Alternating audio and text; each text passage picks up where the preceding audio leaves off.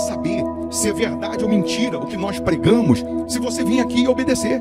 Por isso eu sempre digo que se você vir e obedecer e a sua vida não mudar, eu como a Bíblia, eu rasgo a Bíblia e vou servir o diabo, é isso mesmo. Porque a minha inteligência se recusa a aceitar, crer numa palavra que fica só no papel. Ora, se está escrito, tem que se cumprir. E Deus está lhe buscando, lhe chamando para mudar a sua história. Não é para você mudar de religião, não. De placa de igreja, não. O nosso Deus é muito maior que placa de igreja, que religião. O nosso Deus quer que você mude de vida, de história, de condição. E para isso, só depende de uma atitude sua. Deus nunca vai fazer o que você tem que fazer. O vir, o se tornar para Ele, o buscar esse Deus é contigo. Fazendo a sua parte, Ele fará a dele.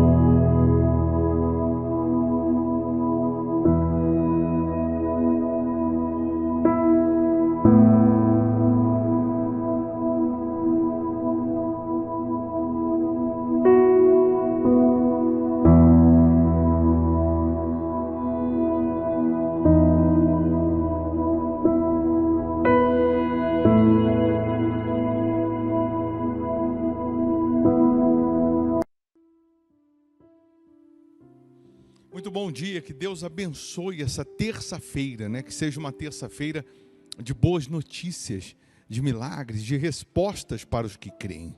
Mais uma vez, nós estamos aqui lhe convidando para uma oração, para iniciar o dia priorizando Deus, colocando Deus em primeiro lugar e pedindo a Deus que nos guie, nos dirija, nos oriente, nos capacite, pedindo a Deus que nos proteja.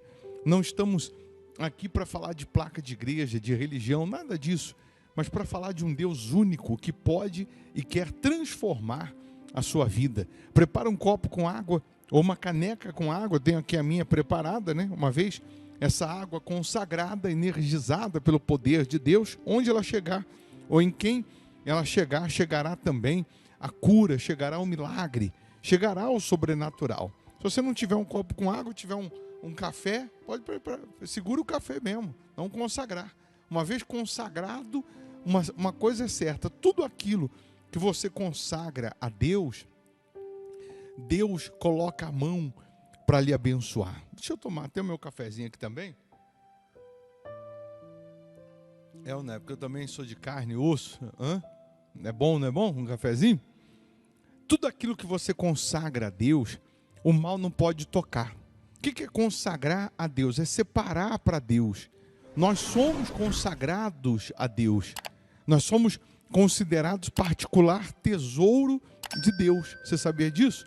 Então, quando você é fiel a Deus e você é consagrado, né, para Deus, separado para Deus, cai mil ao seu lado, cai mil ao seu lado, 10.000 à sua direita, você não será atingido.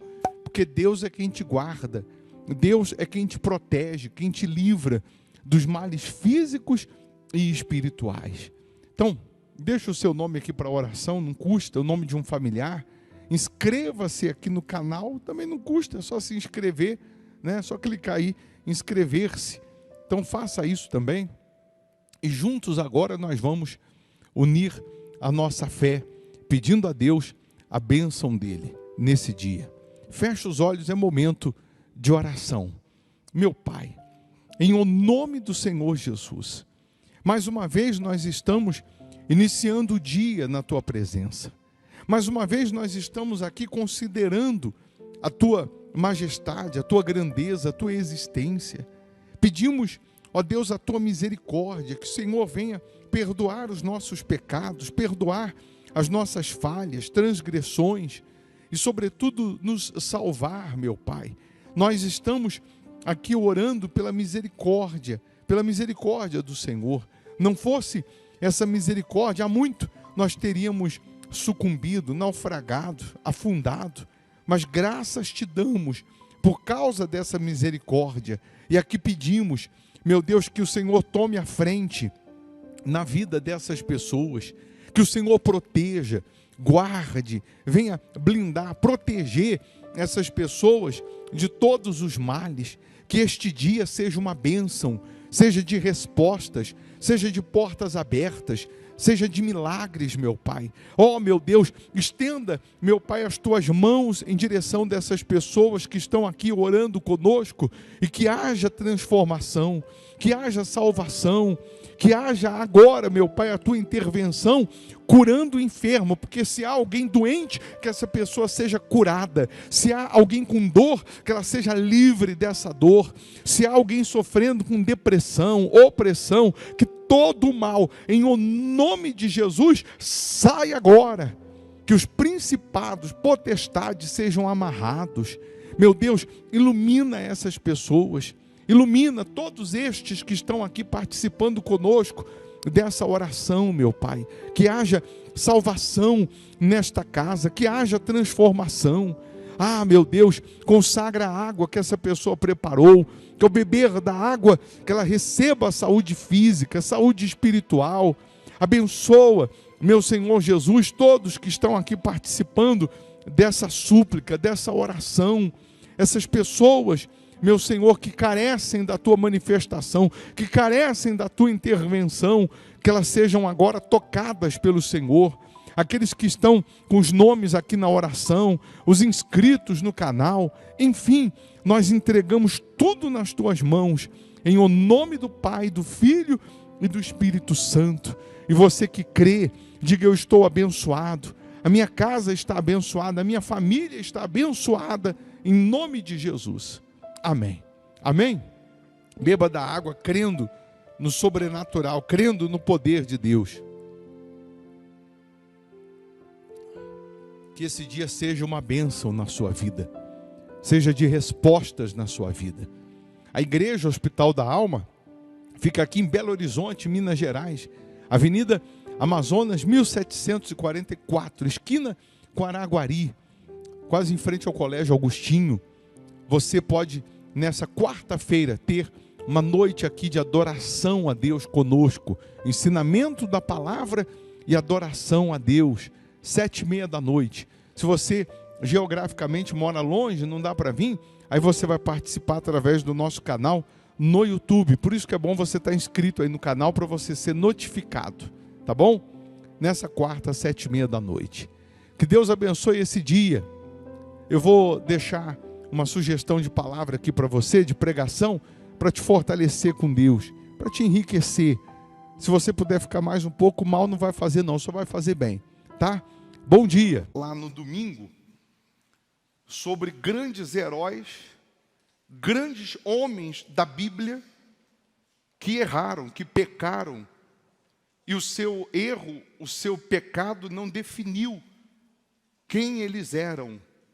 É muito fácil a gente apedrejar, a gente jogar pedras no pecado, ou já definir, ou pré-definir, por conta do erro, a gente definir o futuro daquele que errou, como se ele não tivesse mais chance, como se Deus o tratasse com punição, não dando a ele uma segunda chance. Tem uma canção que diz assim: se você quer ganhar, tem que saber perder. Eu quero que você pense primeiro o seguinte: nós fomos treinados, nós fomos preparados para ganhar, não para perder. Todos nós, o ser humano, desde criança, se você tirar a chupeta da boca da criança, ela vai chorar porque ela não quer perder.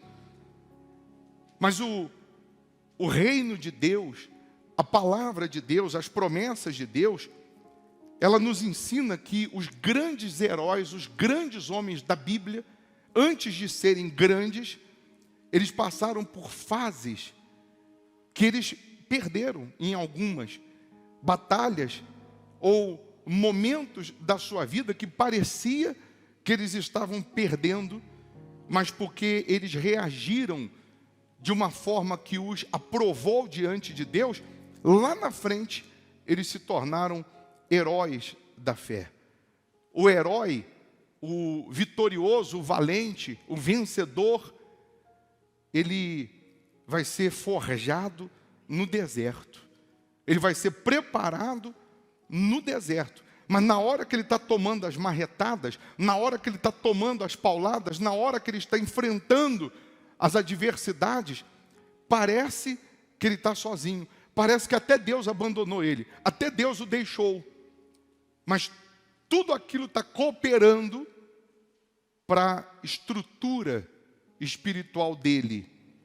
Quer ver essa canção? Trecho dela. Se você quer ganhar, tem que saber perder. Se você quer ganhar, tem que saber perder. Se quer ser vencedor, Se quer ser vencedor, tem que aprender a sofrer.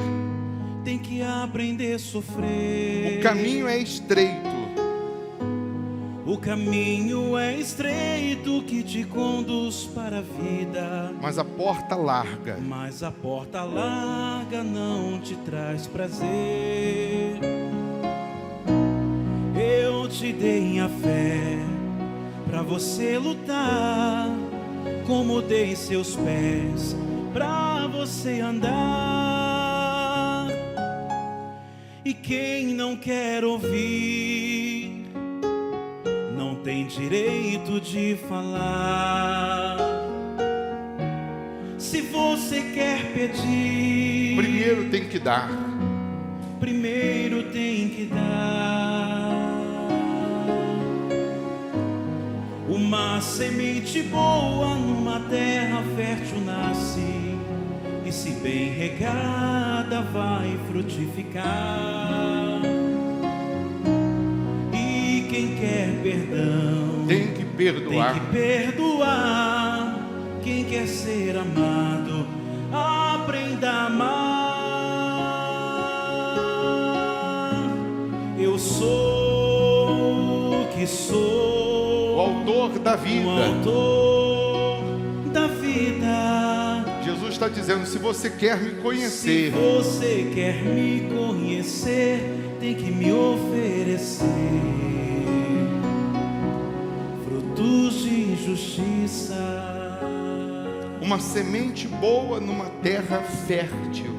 Uma semente boa numa terra fértil nasce, e se bem regada vai frutificar. E quem quer perdão, E quem quer perdão tem que perdoar. Quem quer ser amado, aprenda a amar. Eu sou o que sou, o autor da vida. Se você quer me conhecer, tem que me oferecer frutos de justiça. curve a sua cabeça, feche os olhos e diga assim: Senhor Jesus, abra o meu entendimento, fala comigo, para que eu possa alcançar a salvação que me está proposta, no nome de Jesus, amém.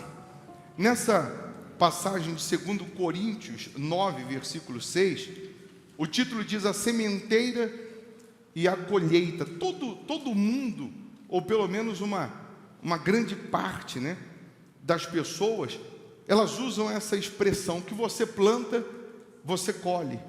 Mas sempre na questão do que você planta, você colhe, no sentido de colher o que é bom, no sentido de colher vitórias, bênçãos, conquistas, maravilhas. Mas aí ela se esquece de verificar qual é o tipo da plantação que ela vem fazendo no seu dia a dia, qual é o tipo de semente que nós estamos lançando ao decorrer dos nossos anos. E aí o versículo diz: e isto afirmo, aquele que semeia pouco, pouco também ceifará, e o que semeia com fartura, com abundância também ceifará. Claro que se a gente fosse para o lado econômico, nós íamos pegar a lei da semeadura, pessoas que no passado, através da fé, plantaram, como aquela viúva, um bolo que era o que ela tinha para comer com o seu filho, depois ele ia morrer de fome. Ela faz primeiro para o profeta, que representava Deus, e porque ela plantou, fez primeiro para Deus, aquela última refeição se multiplicou em milhares de refeições que deu para ela comer com o seu filho pelos 3 anos que a seca durou naquela época. A plantação de 5 pães e 2 peixes, que foi colocado nas mãos do Senhor Jesus, 20.000 pessoas comeram, se fartaram e sobraram 12 cestos cheios. Mas não é essa plantação que eu quero falar hoje, não. Não é essa semeadura que eu quero falar hoje. Se você semear o que é mal, você vai colher o que é bom. Se você semear orgulho, se você semear injustiça, se você é aquela pessoa que semeia ingratidão, você acha que você vai colher o quê? Se a lei da semeadura, ela serve para todos nós. A lei da semeadura, ela sempre vai servir para todos nós, independente do lugar ou da posição que nós ocupamos na terra. Então é muito fácil hoje eu falar: meu Deus, eu quero colher as tuas promessas, eu quero colher as tuas maravilhas, eu quero colher a tua grandeza, mas eu plantei para isso? Porque o que eu estou colhendo hoje foi o que eu plantei ontem, e o que eu estou plantando hoje é o que eu vou colher amanhã. E aí no versículo 10 de Eclesiastes 9, diz assim: tudo quanto te vier à mão para fazer, faze-o conforme as tuas forças, porque no além para onde tu vais, não há obra, nem projetos, nem conhecimento, nem sabedoria alguma. Deus, ele está falando desse tempo. Enquanto nós estivermos vivos nessa terra, ele está dizendo: tudo quanto vier na sua mão para fazer, faça com todas as suas forças. Você pode não ter sido projeto para os seus pais. Seus pais podem ter dito para você o seguinte: você nasceu por um acidente, porque nós não projetamos ter você, não planejamos ter você. Mas se você veio ao mundo, se Deus permitiu você nascer, você pode ter certeza que é para que o projeto de Deus, é para que o plano de Deus se cumpra através da sua vida. E aí eu pergunto: qual é o plano de Deus para mim? Qual é o objetivo de Deus para nós? Será que nós viemos ao mundo? Será que nós nascemos para ser mais um rosto no meio da multidão? Porque quantos crentes, quantos que dizem ter se convertido ao Senhor Jesus e que a sua vida de conversão, a sua vida espiritual se resume em só ele querer para si. Ele só quer se beneficiar dos pães, ele quer se beneficiar das promessas, ele quer se beneficiar das bênçãos de Deus, mas ele mesmo não tem sido canal de bênção para ninguém. Ele não tem sido aquela pessoa que vai seguir a missão do Senhor Jesus de ser o sal da terra, de ser a luz para quem está vivendo nas trevas. Ou seja, não há preocupação nenhuma com o seu próximo, há preocupação consigo mesmo, há preocupação só em você ter, em você receber, em você fazer, em você alcançar. Mas quando nós falamos de projeto de Deus, sempre está ligado a nós e mais alguém, a mim e mais alguém. Aí você consegue entender o porquê que alguns que não se sujeitam ao plano de Deus não conseguem ver as promessas de Deus se concretizando. Você vê que na oração do Pai Nosso diz: Pai Nosso, meu e de mais alguém, é para nós. O pão nosso não é só para mim, o pão que vai vir só para mim e para o outro nada. Então muitas pessoas, infelizmente, por elas serem egoístas, espiritualmente falando, elas não colocam todas as forças para cumprir a missão, o plano, o propósito de Deus na vida delas. Elas até vêm à igreja, elas até fazem as suas orações, mas elas não são. Que é muito diferente fazer do que ser, Você lembra que Jesus foi na casa de Marta e Maria, e aí Marta correu fazer algumas coisas lá na cozinha, cozinhar, preparar alguma coisa para Jesus comer, e a Bíblia diz que Maria ficou aos pés de Jesus. Ela se preocupou em ser para Jesus, ela se preocupou em se alimentar do que Jesus tinha para ensinar, do que Jesus tinha para passar. E aí chega um momento que Marta reclama e diz: Senhor, não dá para pedir para minha irmã me ajudar aqui na cozinha, não? Não dá para pedir para minha irmã me ajudar a ajeitar aqui a casa, não? E Jesus disse assim: Marta, Marta, por que te preocupas com tantas coisas? A sua irmã escolheu a boa parte, que é ser, que é muito melhor do que fazer.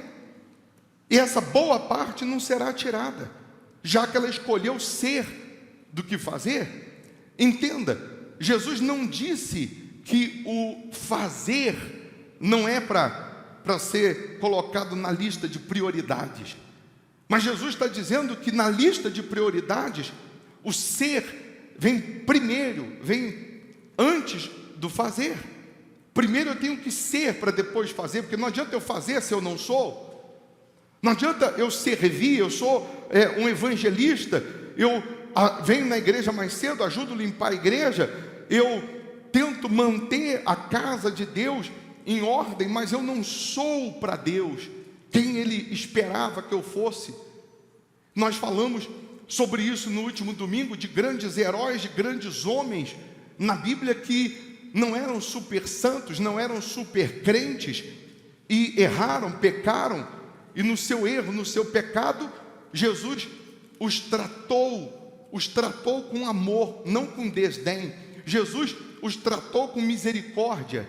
Jesus os tratou como um pai que abraça o seu filho e diz: está perdoado. O filho pródigo perdeu tudo, menos o pai.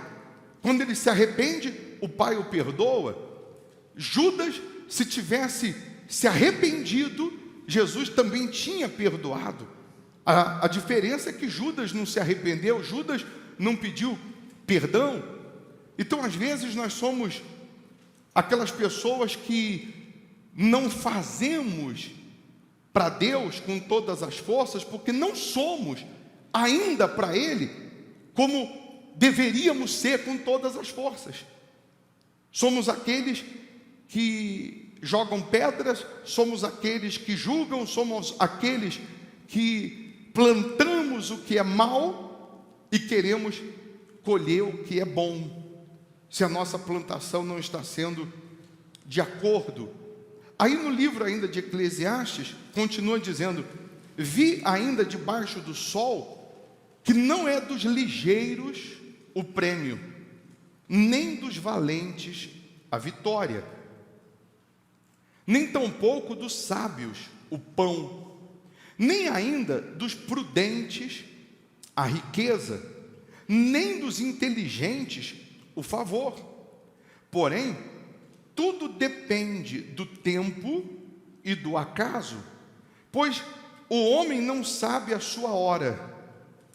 Como os peixes que se apanham com a rede traiçoeira, e como os passarinhos que se prendem com um laço, assim se enredam também os filhos dos homens no tempo da calamidade, quando cai de repente sobre eles.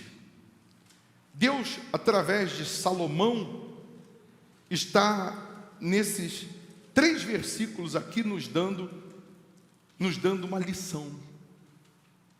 Uma lição, como no início você cantou: se você quer ganhar, tem que saber perder. Se quer ser vencedor, tem que aprender a sofrer. E quem quer perdão, tem que perdoar. Quem quer ser amado, aprenda a amar. Deus, Ele está dizendo o seguinte: assim como para o peixe, quando você lança a rede, na concepção do peixe, essa rede é maligna, é traiçoeira, porque pega o peixe de surpresa. Assim como para o passarinho, ele cai numa arapuca, e na concepção do passarinho, aquele foi o seu dia mau. Aconteceu dessa rede traiçoeira, desse laço te pegar despercebido, ou o pegou despercebido. Deus está dizendo, pois é, isso acontece com você também. Assim como acontece com peixe, assim como acontece com passarinho, isso também pode acontecer com todos nós. O laço, o dia mau, a rede traiçoeira, ela pode surgir, ela pode aparecer naquele dia que nós estamos desapercebidos, naquele dia que nós estamos meio que com a nossa cabeça em outro lugar que não seja o reino de Deus. E aí você vai lembrar de Davi, que vai dar uma volta no palácio, e aí ele vê a mulher tomando banho, ele pede para que traga ela, ele cai, ele se prostitui, ela engravida, ele manda matar o marido dela. Justamente num dia, por uma rede traiçoeira, Davi, ele errou e pecou. Mas aí eu pergunto, você consegue definir o caráter de Davi por aquele único erro? Alguém poderia dizer, ele não presta, não tem mais chance, onde já se viu, cometer o que ele cometeu, fazer o que ele fez, mas Deus simplesmente mandou dizer para ele através do profeta, Deus te perdoou. E colocou uma vírgula na história dele, e continuou escrevendo a história dele, quando todos colocariam um ponto, um final. Circunstâncias, elas podem ou surgiram exigindo de você uma postura específica.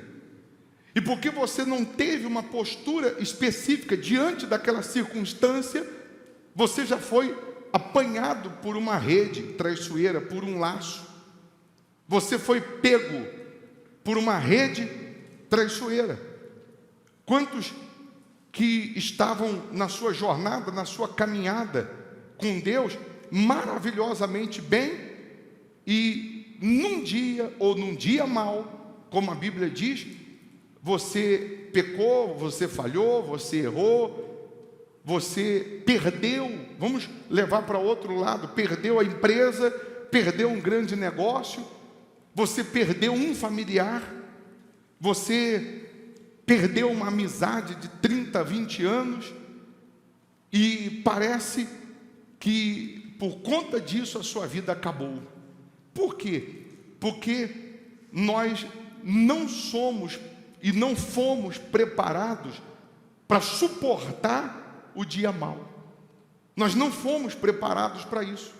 Antes de José ser quem ele foi, ele passou pelo dia mau. Ele passou pelas redes traiçoeiras, de ter sido vendido, de ter sido caluniado, de ter sido preso, etc, etc, etc, para depois ele ser o que Deus queria que ele fosse, governador do Egito. Mas será que nós estamos preparados para o processo? Porque Deus, ele diz para a gente qual é o sonho, qual é o plano, o que Ele quer para você, onde Ele quer que você chegue. Mas se Ele contar para a gente o processo para a gente chegar lá, nós não vamos querer, porque o processo, na sua maioria, é dolorido. O processo, na sua maioria, é de lágrimas, de fel, é de amargo, é de amargura. Não é fácil. Mas quando você faz com todas as suas forças, mesmo que você esteja hoje no dia mau, mesmo que você esteja amargurado, angustiado, porque, pessoal, servir a Deus, andar com Deus, não é você viver no mundo da Alice, no País das Maravilhas. As pessoas pensam que andando com Deus vão viver no mundo da Alice, no País das Maravilhas. E aí no primeiro aborrecimento que ela passa, na primeira tribulação que ela enfrenta, na primeira dificuldade que ela enfrenta, ela acha que Deus a abandonou, ela acha que Deus não está olhando para ela, ela acha que Deus não está vendo a sua situação. Por quê? Porque prepararam ela para viver no mundo das maravilhas, quando não é. Nós enfrentamos guerras, nós enfrentamos lutas, nós enfrentamos perturbações, tempestades, os laços do mal, mas a nossa fé continua focada em Deus, a nossa visão voltada para Deus. Nós não vamos nos abater, nós somos angustiados, somos perseguidos, como Paulo disse, mas nós não vamos nos deixar vencer por isso. Mas ele está dizendo que nós vamos passar pelas lutas, nós vamos passar pelo vale da sombra da morte. E na hora que você está passando por esse vale, qual é a sua reação? Qual é a sua atitude? Nas horas ruins, nas horas más, quais são as nossas atitudes? Porque a fé sem obras, ela é morta. A fé sem atitude, sem a prática, sem a confiança, sem a perseverança, ela é morta.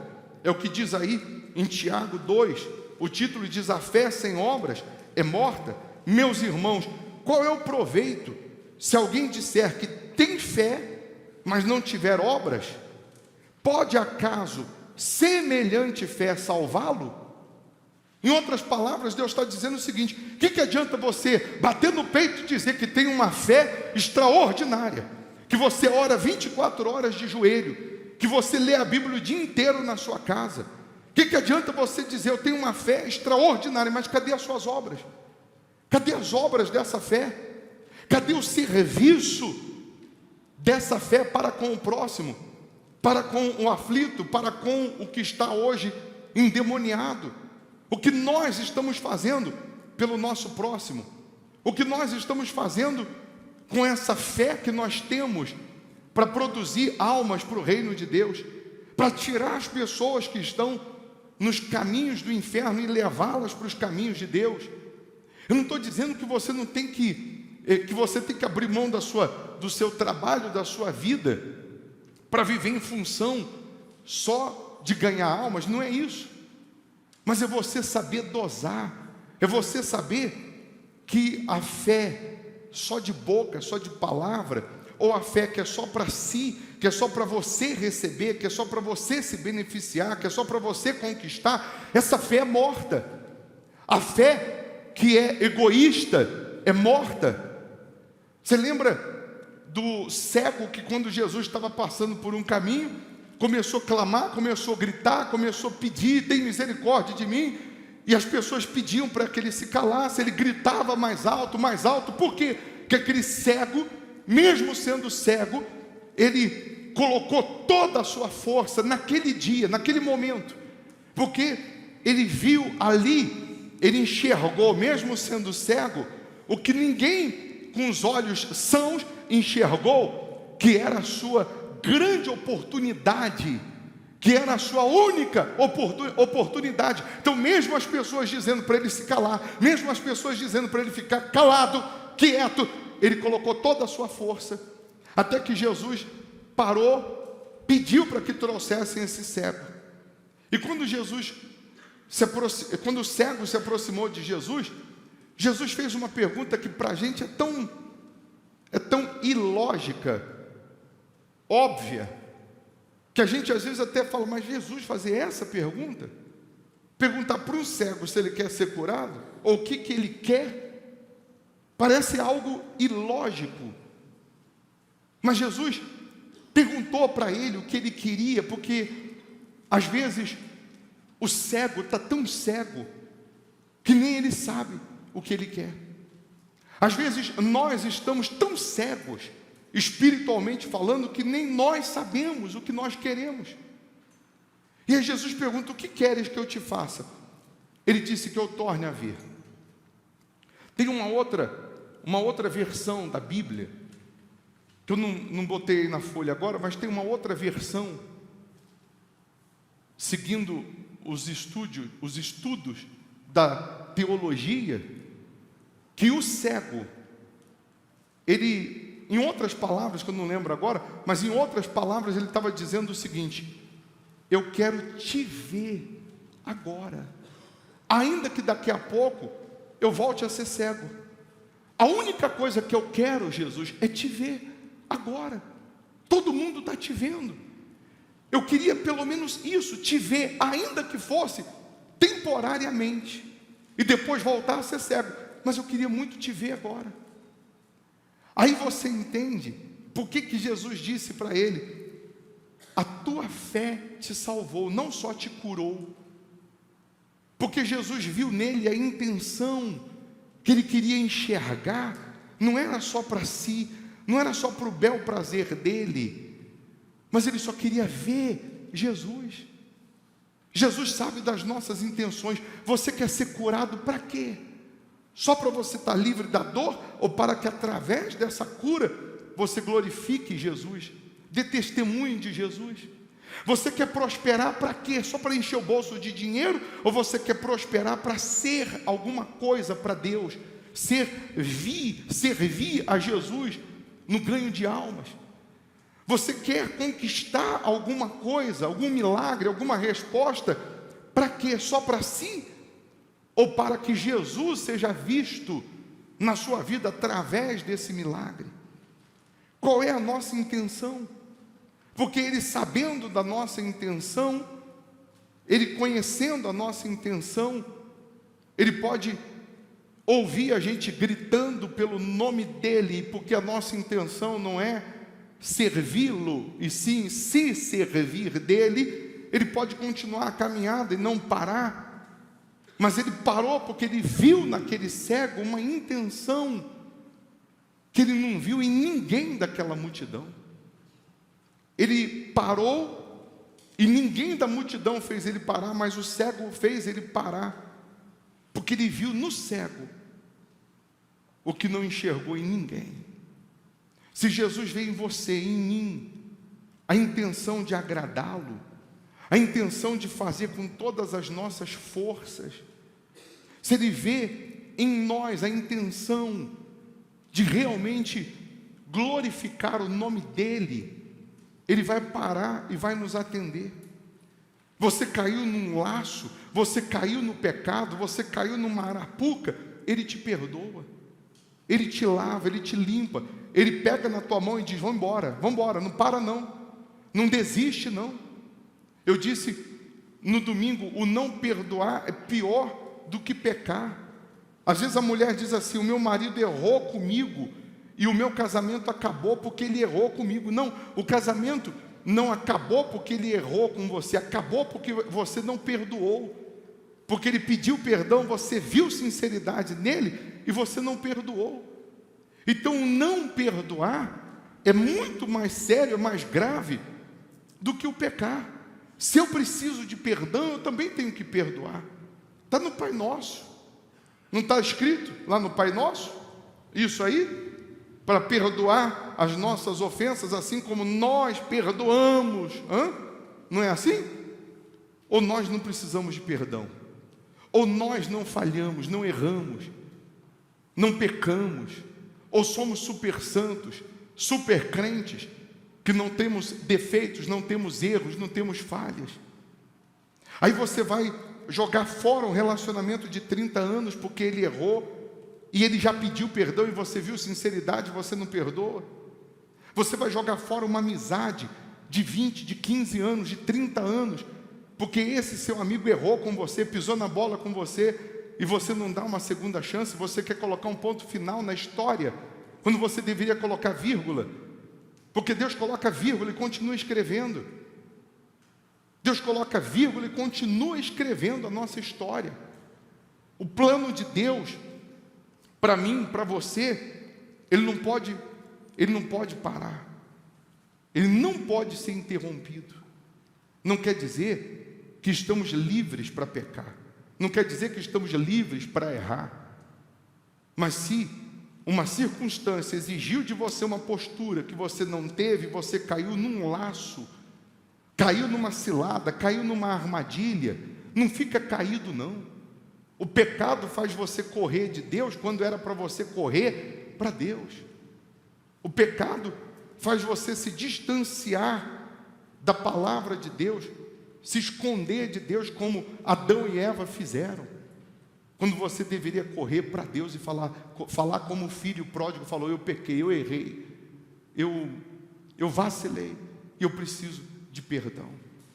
E o Senhor Jesus vai te perdoar. O Senhor Jesus vai te lavar. Tem esposa que até hoje não conseguiu perdoar o marido. Tem marido que até hoje não conseguiu perdoar a esposa. Tem filho que até hoje não conseguiu perdoar o pai, porque o pai errou com você.